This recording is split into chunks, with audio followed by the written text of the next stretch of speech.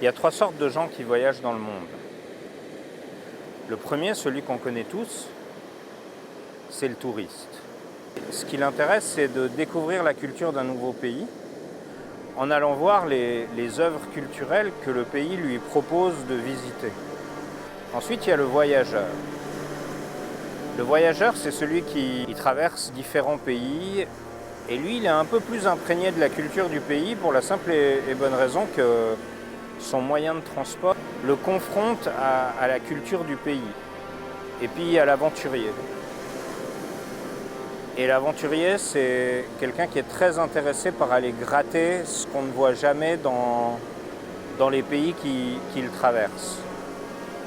Lui, il reste assez longtemps dans des endroits pour essayer de créer des amitiés ou en tout cas une relation suffisamment forte pour que l'échange puisse être véritable, sincère.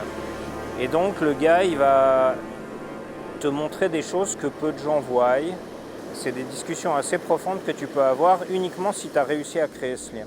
Et l'aventurier, contrairement au voyageur, c'est pas seulement un témoin, mais c'est quelqu'un qui résout des problèmes.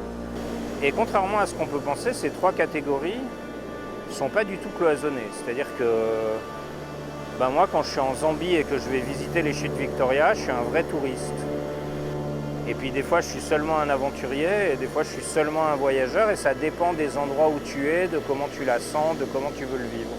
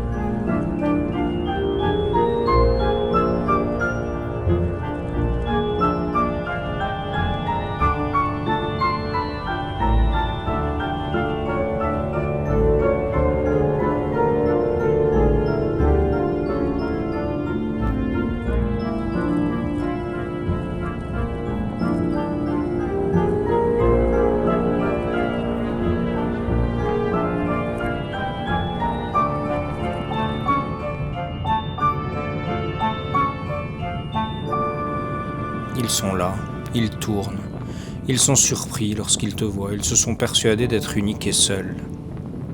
Imagine, tu essayes une voiture, tu es le premier, tu es le seul, qu'est-ce que tu dirais ?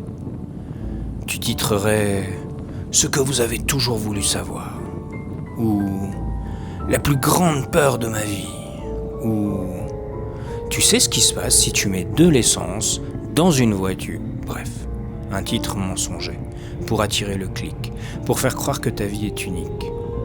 Mais dans l'exemple de la voiture, aujourd'hui qu'une grande majorité a déjà roulé, tu vois bien que les gars te vendent du rien, avec un peu de n'importe quoi. Les Européens ont tellement rêvé, tellement préparé, tellement payé pour être là, qu'ils ont tous une caméra pour vous faire part de leur quoi ? Expérience, de leurs idées, d'une certaine médiocrité. Moi je les vois, ils vous parlent de cette route impossible, de cette piste qui exige du niveau, de ce moment où ils ont failli tout arrêter, de ce panorama qui a tout excusé. De mon côté, je sais que presque tout est mensonger. Des exagérations pour essayer d'obtenir votre attention rapidement. Ils n'étaient personne, ils croient que parce qu'ils sont loin, ils peuvent faire semblant d'être quelqu'un, mais à la fin ils redeviendront personne. Je hais les mensonges, l'exagération et les autoproclamations. Surtout que pour la plupart, ils font ce que tout le monde fait, du tourisme, encadré, et sans autre effet que ce qui t'est montré. Tu enrobes cela de « Je vous avais prévenu, c'est incroyable, le choc est immense, regardez cette vue ». Et derrière toi, 1000 inconnus polis qui attendent de faire pareil dans une autre langue pour un autre public.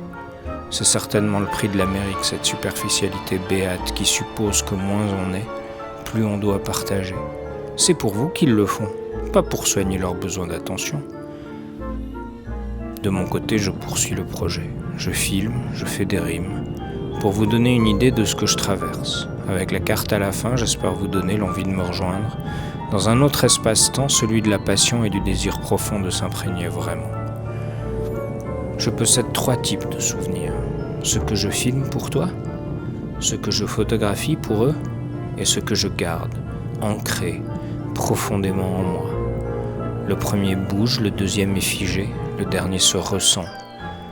Un pour ton désir d'aventure, un pour ton besoin de beauté, et un dans mon jardin secret.